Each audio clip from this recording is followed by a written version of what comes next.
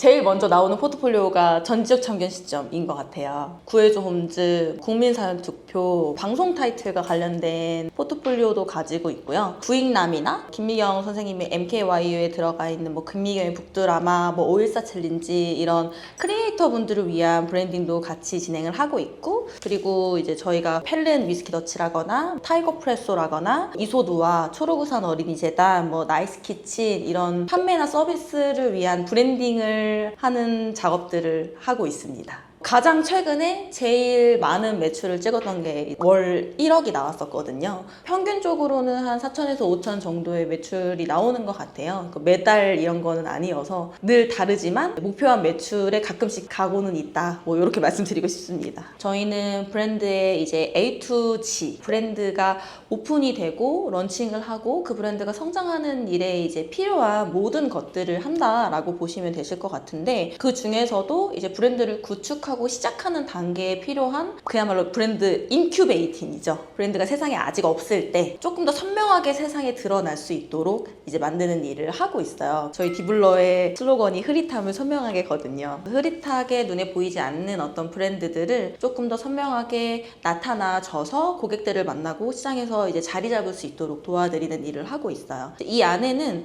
굉장히 많은 단위의 작업들로 쪼개지는데, 크게는 이제 비즈니스를 설계하는 것과 이제 브랜드를 기획하는 거, 그리고 브랜드를 디자인하는 거, 그리고 브랜드의 경험을 만드는 거, 그리고 그것들을 적용하는 것까지에 대한 과정들이 있어요. 쉽게 이야기하면 이제 브랜드를 기획을 한다라고 하는 건 저희가 대표님들을 만나서 그 브랜드들이 어떤 고객을 만날 거고, 어떤 이야기를 할 거고, 어떤 메시지를 전할 거고, 어떤 컨셉으로 시장에서 포지셔닝을 할 건지 이런 전략들을 짜는 작업이고요. 그것들을 토대로 그것들을 표현할 수 있는 어떤 이미지들을, 비주얼 자산들을 만들어 내주는 거죠. 저희가 잘 알고 있는 로고라거나 슬로건, 캐치프레이즈 같은 언어 자산이라거나, 로고와 함께 쓰여지는 컬러 시스템, 폰트 시스템, 우리의 브랜드를 일관되게 기억되게 할 수 있도록 키비주얼 같은 것들도 같이 작업을 진행을 하고 있어요. 근데 보통 디자인 회사에서 이제 이런 일들을 하고서 디자인이 끝나고 나면 이걸 대표님들이 잘 사용을 못 하세요. 그래서 저희가 이걸 적용하는, 예를 들어 랜딩 페이지를 만든다거나 상세 페이지를 만든다거나 촬영을 하고 패키지를 만들고, 그게 출시가 될 때 필요한 팜플렛이나 이거를 설명할 수 있는 요소들, 인쇄 매체들 이런 것까지 같이 작업을 진행을 해드린다라고 보시면 될 것 같습니다.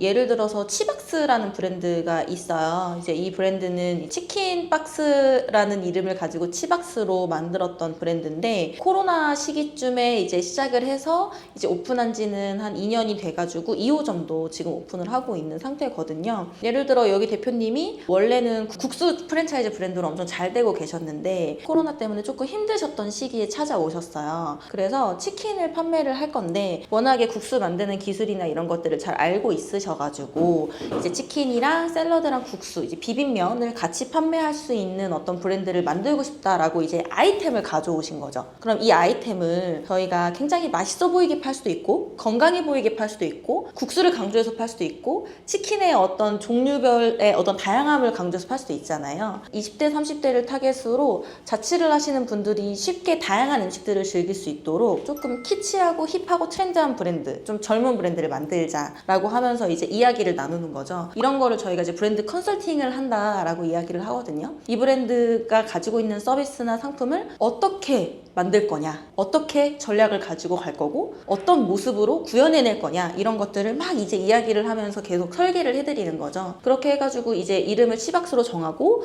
거기에 대한 로고 이미지나 키비주얼 같은 것들을 만들었어요. 이제 그러면 오픈을 해야 되면 필요한 게 매장 공간도 필요하고, 안에 들어가는 메뉴가 정해지고, 그 메뉴에 대한 패키지도 필요하고요. 메뉴를 소개하는 소개 페이지도 필요할 거고, 이 메뉴를 고객들이 즐길 수 있도록 어떤 마케팅 콘텐츠 같은 것들도 필요할 거잖아요. 브랜드 아이덴티티라고 부르는 브랜드의 비주얼적인 부분들이 다 정해지고 나면 매장에 대한 인테리어 디자인 같은 것들도 하고요.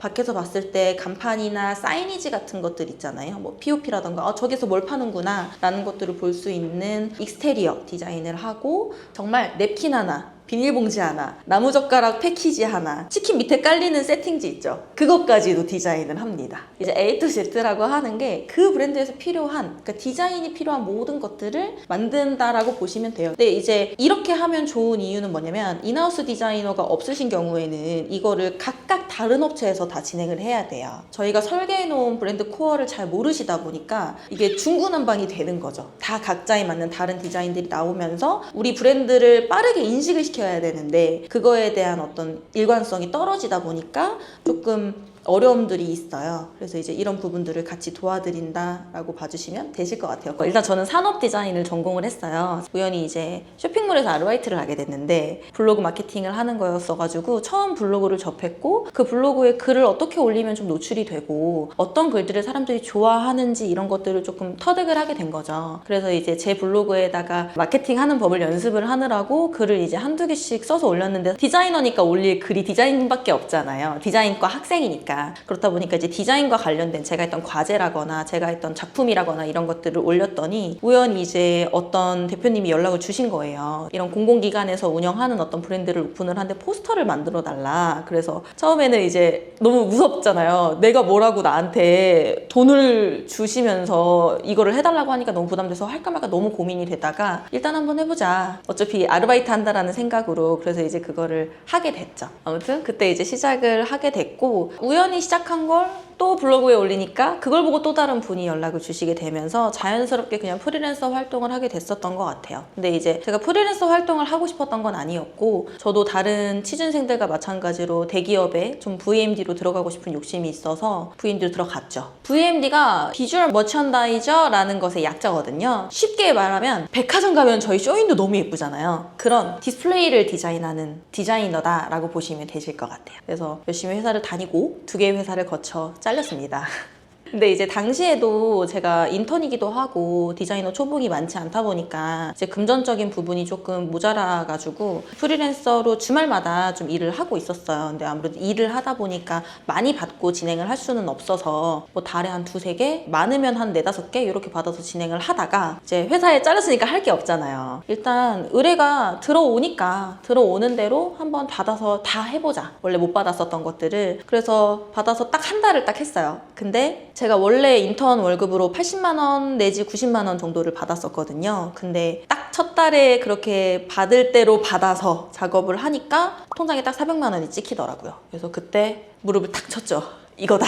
그래서 사실 그때는 단순하게 로고를 만들어드리고 뭐 포스터를 만들어드리고 이런 부분들로 진행을 했었고요. 지금은 사업 9년 차인데 이제 천천히 계속 커가면서 이렇게 전체적인 브랜딩을 다루는 회사가 되게 된 거죠.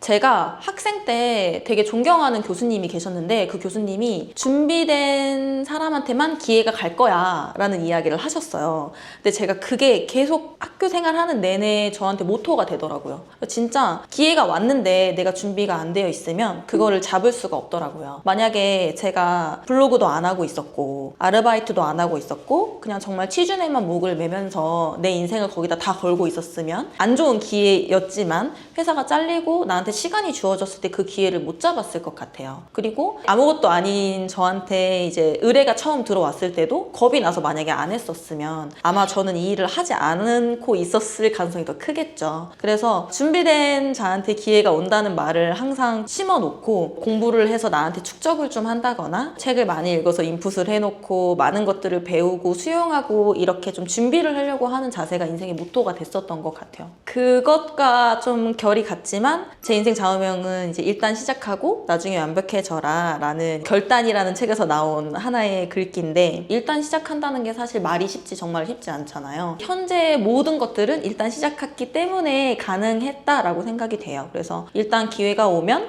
무조건 못 먹어도 바로 고하는 인생의 모토를 좀 가지고 있습니다. 힘든 점 많았죠. 아마 1인 창업하시는 분들이 대부분이실 것 같아요. 처음엔 다 혼자 많이 시작을 하셔서 사무실 뭐 공유해준다 그래가지고 들어갔더니 뭐 사업 아이템을 뺏겨본 적도 있고요. 돈 빌려달라 그래서 못 받은 적도 있고요. 제일 힘들었었던 건 그런 건 것 같아요. 이제 아무래도 디자인을 외주를 받아서 작업을 하다 보니까 누구한테 물어볼 사람도 없고 모든 책임을 다 제가 지면서 실무까지 제가 다 도맡아서 하잖아요. 근데 그 당시에는 정말 하루에 하나씩 로고 디자인을 했었던 것 같아요. 하루에 하나씩 로고 디자인을 하면 그 다음 주에 하루에 하나씩 피드백이 와요. 근데 예를 들어서 7일 내내 주말까지 포함해서 안 좋은 피드백이 마음에 안 들어요, 안 들어온다? 멘탈이 정말 무너지거든요. 그래서 이럴 때가 정말 많이 힘들었었던 것 같아요. 그런 시기들을 좀 견디고 버티고 그리고 개선하려고 노력을 좀 많이 했었던 것 같고, 프리랜서 하면 되게 자유로울 것 같잖아요. 근데 사실 모르겠어요. 사람들마다 조금 다르겠지만 저의 성향에서 프리랜서는 정말 힘들었었던 거는 출퇴근이 명확하지 않기 때문에 퇴근이 없어요. 주말도 없고요. 그래서 어느 순간 저 자신한테 좀 소홀해지는 그런 것들이 있더라고요. 그러면서 이제 불안증이라거나 강박증이라거나 이런 부분들이 습관처럼 몸에 배기 시작하면서 관계도 조금 많이 안 좋아졌었던 것 같고, 그 결과의 가장 끝이 이제 직원들의 대거 퇴사?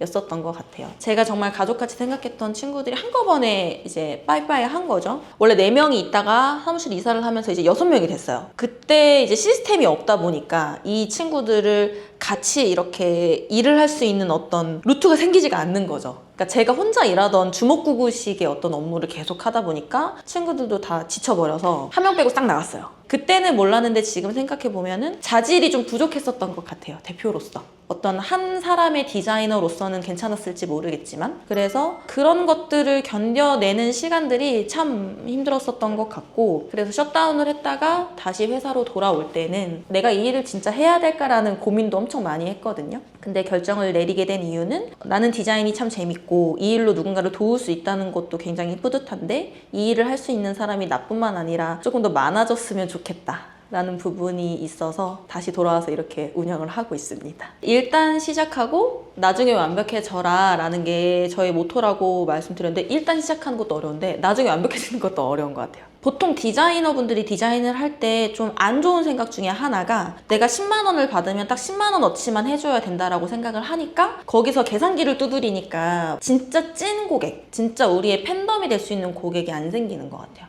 근데 저희는 우리가 10만 원을 받았으면 10만 원어치의 일 말고 100만 원어치의 일을 해주려고 생각을 해요. 그러면 그 분이 반드시 다음에 100만 원어치의 일을 가지고 와요. 얘네들은 100만 원어치의 일도 해줄 수 있는 곳이다 라는 거를 좀 믿고 오시는 것 같아요. 심지어 이런 말씀들을 대표님들이 저희한테 많이 해주시거든요. 그래서 막 저희 팀원들은 저한테 프로젝트가 끝났는데 이 프로젝트가 만족스럽게 만들어진 거예요. 욕심이 나는 거예요. 그래서 대표님, 이거 우리 프로젝트 끝났는데 그 다음 거를 우리가 또 디자인을 하고 싶다. 근데 그냥 돈 안 받고 우리가 해주면 안 되냐, 이 정도로 팀원들도 이런 부분들을 굉장히 좋아하고, 정말 팀처럼 계산 없이 조금 더 기버의 어떤 마음으로 퍼주는 그런 것들이 저희가 좀 잘 될 수 있었던 비결이 아닌가 싶습니다. 저희한테 미팅을 오시는 분들이나 문의를 하시는 분들의 대부분의 페인 포인트, 가장 힘들어 하시는 부분들이 좀 비슷해요. 우리만의 정체성이 없다. 그러니까 판매는 잘 되고는 있는데 앞으로 어떻게 해야 될지 모르겠다. 판매가 잘 되다가 약간 정체기를 맞았는데 우리가 어떤 마케팅을 하고 어떠한 것들을 어필해야 될지 모르겠다라고 말씀을 굉장히 많이 하시거든요. 근데 그런 게 왜 그런가 하고 가만히 보면 가장 중요한 건 셀링만 하지 마시고 브랜딩을 하라 라고 말씀을 좀 드리고 싶어요. 셀링이라고 하는 거는 판매하고 끝, 굉장히 단발적인데, 브랜딩이라고 하는 건 우리의 철학이나 이야기 같은 것들을 녹여서 시간이 지나면 지날수록 고객과 소통하고 어떤 커뮤니케이션 하면서 계속해서 좀 시간이 좀 무기가 되거든요. 그렇기 때문에 초반에 팔고 말 거야가 아니고 어떤 브랜드를 만들 거야 라는 부분으로 좀 시작을 하면 많은 도움이 될 것 같습니다.